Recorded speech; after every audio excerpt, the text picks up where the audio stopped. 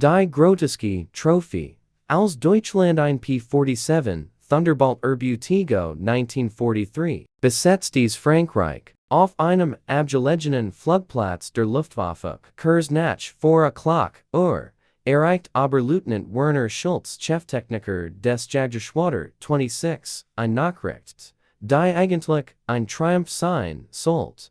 Amerikanische Republic P-47 Thunderbolt wird zur Notlandung gezwungen. Der Pilot ist gefangen. Das Flugzeug weitgehend unversichert. Den deutschen Nachrichtendienst ist das ein Glücksfall. Sieht Minuten berichten Jagdflieger von diesem gewaltigen, beinahe monstersen amerikanischen Jäger einer Maschine mit Leistungen, die kaum zu glauben sind. Nun reden Deutscher Ingenieur, sie endlich aus nächster in untersuchen nennen. Erster Eindruck. Die Fliegen Milchflash, als Schulz, die P-47 zum ersten Mal auf dem Rollfeld sieht, regiert wie fast jeder Deutschpilot, grotesk, ein unfrimmiger, aufgehendener Koloss, der wie ein Fliegen Milchflash aussieht als wie ein Jäger. Doch Schulz ist Ingenieur und Mann der Zahlen nicht, der Ehrlichkeiten, und die Zahlen sollten ein Brutal Wahrheit offenbaren. Die P-47 wiegt, im Wahlbeledienen Zustand rund 8 Tonnen, das Doppelt der Focke-Wulf FW 190, die etwa 4 Tonnen auf die Waage bringt. Der Rumpf ist einen gigantischen Sternmotor herum konstruiert. Deutschpiloten nennen sie statisch die Fliegen Milchflash. Doch Schulz interessiert nicht das Aussehen. Interessiert, was dies Maschine leisten kann. Das Herz der Bestie, der 2.0 Motor die Untersuchung beginnt beim Motor,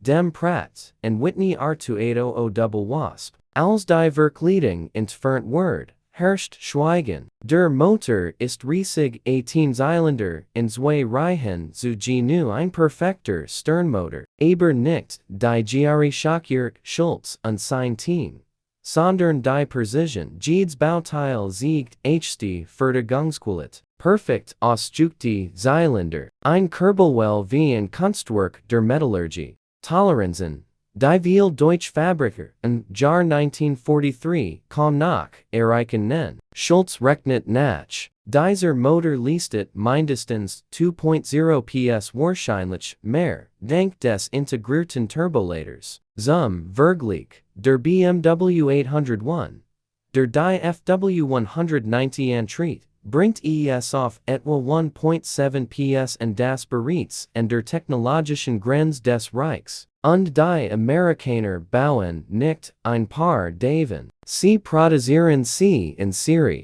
Kein Kompromiss, kein Mangelerscheinung genauer Inspection erkennt Schulz etwas, das in fast noch mehr tut. Es gibt kein Anzeichen für Kompromiss, kein minderwertiges Metall, kein Fakten Verdingungsschritt, kein Spüren von Material Nafit. Stattdessen, hochwertigst Aluminiumgieren, Präzisionslager, Durchschlagsdesign. Ein Mechaniker sieht auf die Zylinder. Herr Oberleutnant 7C das. Jeder Zylinder ist einzelaustauschbar. Get einer kaputt raus damit. Neuer rein. Kein kompletter Motorispo. Schulz nicht langsam. Brillant. Schneller Reparaturen. Weniger Ausfallzeiten. Mehr einsatzbereit Flugzeug. Wern Deutsch Triebwerk, Greer Reparaturen komplett zerlegt werden im Sen ist dieser Motor Warrior im Feld konzipiert. Der Turbolader Amerikas uneinholbarer Vorteilden entdeckt, Schulz das eigentlich Geheimnis. Eingeflickt aus Leitungen hört vom Motor zu einer Turbine, Heck des Flugzeugs das Turbolader-System, von dem bisher nur Barrick gelesen hat. Heiß Abgas treat einen Kompressor mit 20.0 or min in unpressed verdicti Luft zur CAC in den Motor. So kann die P-47 Wahlleistung auch in Großen halten. Wo Deutsch Jäger längst in Grenzen stone. Deutsche Ingenieur hatten versucht, Turbolader zu entwickeln und gescheitert, zu komplex, zu materialintensiv, zu aufwendig. Und hier ist in einem Serienflugzeug, auf die Frage seines Assistenten, wie man das Kapieren nie, antwortet Schultz knapp, nicht mit en Siren Fabriken, nicht mit en Siren Ressourcen. Ein fliegend Festung die Untersuchung des Rumpfs offenbart das Enche Problem. Die P-47 auf dem Rollfeld ist stark bestätigt Kanonenschulz am Rumpf. MG Treffer in den Tragflächen. Und Doch, sie ist geflogen. Und sicher gelandet. Schultz dokumentiert. Dick Aluminiumit. Robust Spantenstruktur. Redundante Steuerungen. Panzerplatten rundum das Cockpit. Und vorn, der Sternmotor selbst als Schutzschild. Im Gegensatz zu Felsiedkitzek Hilton Motoren wie in der Messerschmitt Bf 109 oder Fw 190 ist der Sternmotor unempfindlich gegen Lex. Selbst wenn mehrere Zylinder zerstört sind, Luft weiter. Das ist berkonstruiert, murmelt ein Ingenieur. Schultz antwortet. Ja, aber sie nennen es sich Leisen. Amerika hat die Motorleistung und die industrielle Kapazität, Stück in jede Maschine einzubauen. Deutschland nicht. Führkraft wie ein Vorschlagsam Schluss nimmt Schultz die Bewaffnung unter die Lupe.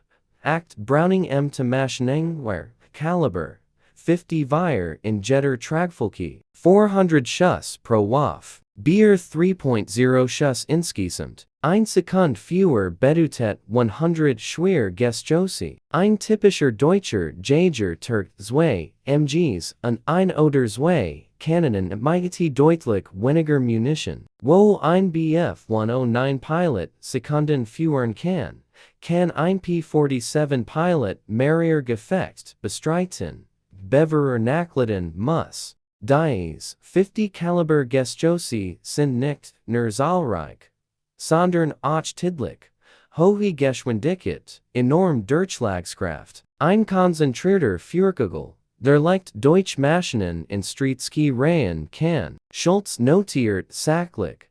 Frontalangriff gegen P-47 vermeiden, Berlebenswerschung minimal. Die mathematische Realism und der Inspektion sieht Schultz kein groteske Maschine mehr sondern ein Gleichung, deren Ergebnis längst feststeht. Ein Jäger gebaut mit industrieller Stärke, die Deutschland nicht aufbringen kann. Motoren, die man nicht kapieren kann. Materialien, die man nicht besitzt. Führkraft, der man nichts entgegensetzen kann.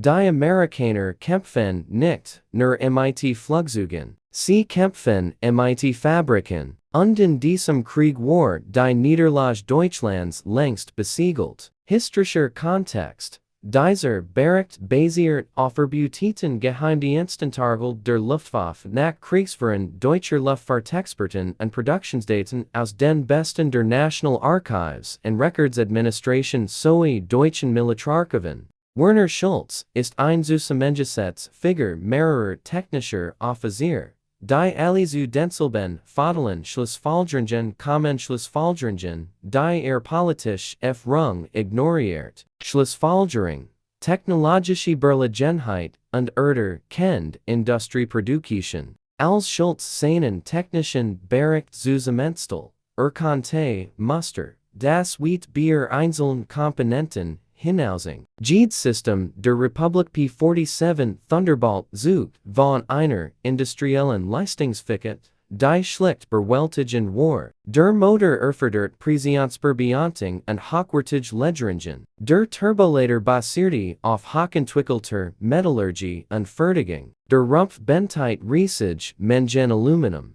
Die Bewaffnung setzt ein funktionierend Munitionsindustrie voraus. Schon ein einziges dieser Elemente die deutsche Rüstungsindustrie enorm belastet. Doch die Amerikaner hatten all diese Komponenten in einem eigenen Flugzeug integriert und produzierten es in Massen. Vereinigten Produktionsstellen 500 plus P-47 pro Monatals Schultz Produktionsdaten Nachrichtendienst Quellen und forderte, traf in die Realität wie ein Schlag. Republic Aviation produzierte die P-47 and 1943 bereits MIT einer Rate von Bier 500 Maschinen pro Monat unplant, die soll auf 600, 700, ja sogar 800 monatlich zu steigern. Zum Vergleich.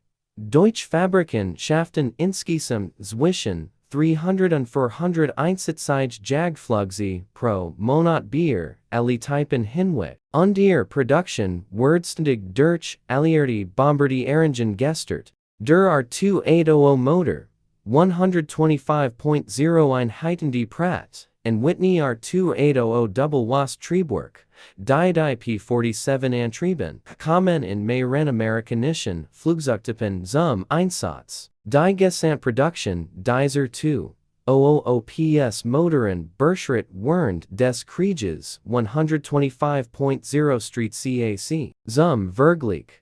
Deutschlands Gesamtflugmotorenproduktion Bier die Gesamtkriegsdauer hinweg betrug rund 250.0 Einheiten, die meisten davon deutlich leistungsschwacher. Die USA bauten also mehr Exemplare einzelnen modernen Motortyps, als Deutschland insgesamt Triebwerk herstellen konnte. Schultz start auf die Zahlen. Nicht mehrmals nach das Ergebnis blieb gleich. Produktionsverwalt. 3:1 mehr die amerikanische Flugzeugproduktion FR 1943 war auf Bier E5.0 Maschinen angesetzt. Deutschland WRD etwa 25.0 produzieren ein Verhältnis von mehr als 3:1. Noch schlimmer amerikanische Flugzeuge waren Schnitt schwerer und komplexer. Allein ein Boeing B-17 Flying Fortress verbraucht mehr Aluminum und Arbeitsstunden als drei Messerschmitt Bf 109. Und die USA bauten tausend davon. Während Amerika einen globalen Krieg führte. Die Sowjets MIT Flugzeugen und Panzern belieferte, British Streitkräfte außer Steht und trotzdem mehr produzierte als Deutschland. Wird Schultz klar, dies war ein Krieg der Fabriken. Schultz gefährlicher Bericht und das Etikett des Deftismus, als Schultz seinen Bericht fertigstellt, wusste das ein gefährliches Dokument verfasst. Hielt die technische Berlegenheit der P-47 fest. Weis auf die Unsicherheit deutsche Industrie hin und formulierte Schlussfolgerung, die als deftistisch gelten WRD. Die P-47 Thunderbolt repräsentiert ein Niveau industrieller und technologischer Leistungsfähigkeit, das die aktuellen Möglichkeiten Deutschlands übersteigt. Bringt einfach du Tet auf ein amerikanische Produktionskastist hin, die sehr bisherigen Einschätzungen weit betrifft. Fortgesetzt Verlust gegen Zahlenmeg und technisch berlegen Gegner sind unvermeidlich. Sein Vorgesetzter sah in Ernst an, du weißt, das Wort in Berlin nicht gut ankommen. Schultz fragt, soll ich die Ergebnisse nein, aber bereit dich darauf vor. Die Wahrheit will dort keiner rennen. Die Ebelung der Realiter Bericht wird weitergekriegt und ignoriert. Inoffiziell vor Schultz. Das man in als betrieben pessimistisch abgetan hat. Ein Stabsoffizier soll gesagt haben. Dieser Ingenieur ist von feindlicher Propaganda beeinflusst. Die P-47 ist primitives amerikanisches Handwerk und Siren entwerfen unterlegen. Schultz war nicht beherrscht. Hat dieses Muster schon oft gesehen. Nachrichtendienstler Erkenntnis. Die Durens Ideologie widersprechen. Werden grundsätzlich verworfen. Die Vorhersagen len sich. Verlust die Genen den Monaten nach seinem Bericht tauchten immer mehr P-47 Bier Europa auf. Deutsche Jagdflugzeuge wuchsen die Verlust.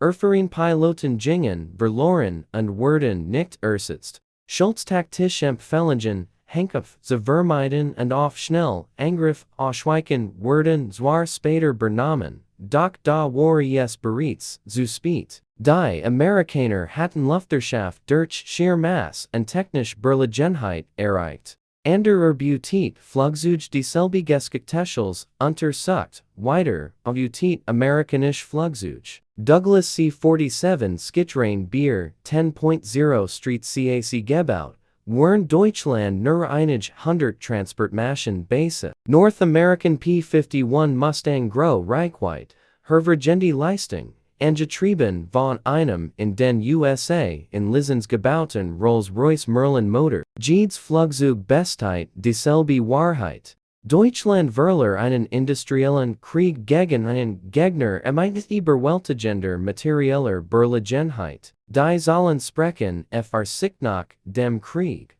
Als die Produktionsschalen aufgelegt wurden, stellt sich heraus, dass Schulz sogar zu niedrig gestellt hat. USA, Bier 300.0 Flugzeug, 1940-1945 Deutschland, etwa 94.0 Flugzeuge, P-47 allein, Bier 15.6 Street CAC mehr als Messerschmitt Bf 109 und Focke-Wulf FW 190 zusammen. R2800 Motoren, Bier 125.0 Street CAC, gebaut nicht nur von Pratt & Whitney, sondern auch von Ford Motor Company und Chevrolet. Amerikanische Fabriken, die einst Autos bauten, produzierten nun Flugmotoren, und die Qualität blieb konstant hoch im Gegensatz zu Deutschland.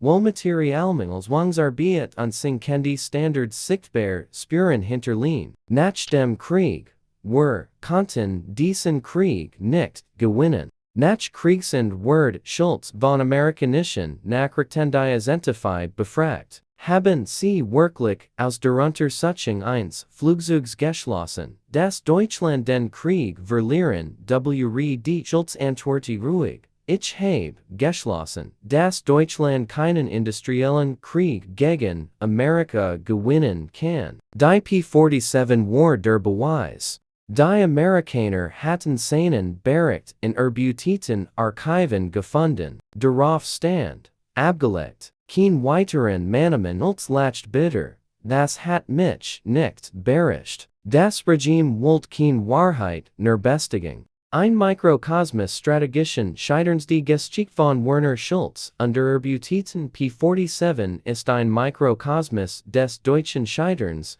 im Zweiten Weltkrieg.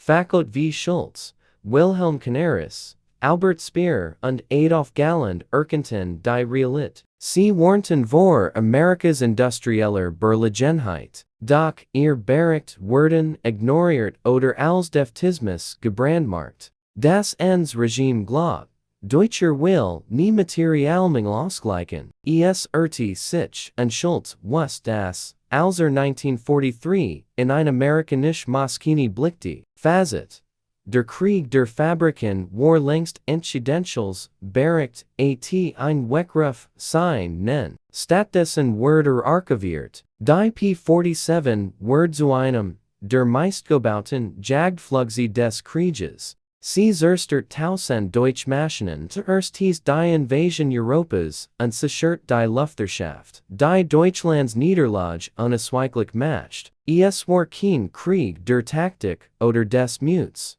sondern ein Krieg der Industrie. Ein Krieg, in dem die Zeit mit mehr Aluminium, mehr Stahl und mehr Fabriken zwangsläufig sieht. Und Amerika hat all das. Deutschland nicht.